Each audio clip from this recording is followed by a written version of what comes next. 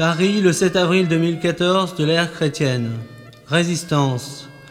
La vie n'est qu'un long combat pavé de souffrances et d'expériences, ce qui fait que je ne puis me soumettre à la réalité dominante d'un capitalisme à l'impérialisme triomphant,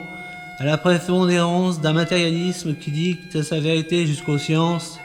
d'une oligarchie qui impose ceux et celles qui pourront dicter leurs discours comme des paroles d'évangile,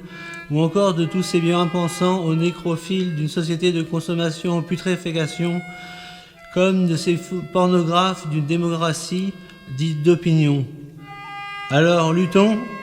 cela reste à débattre, car notre terre est vaste comme la diversité de nos perceptions. Quant à moi, j'ai fait un choix et je dis, demeurons libres de notre destin, libres ou en exil, libres de se fourvoyer, libres de s'adapter dans une société de plus en plus uniformisée, et pourtant, plus que vivre, exister,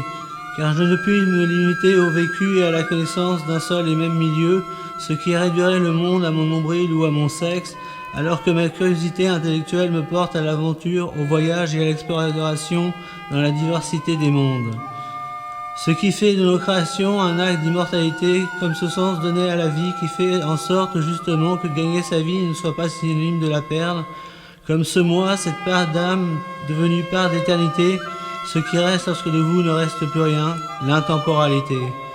Alors non, je vous le dis, je ne suis pas une exemplarité, et trop vieux pour connaître la postérité. Seule me reste donc ma parole de liberté, celle d'une œuvre inachevée qui demeure une folle vanité, une trace pour tous ceux qui ne seront pas résignés à n'être que des laquais.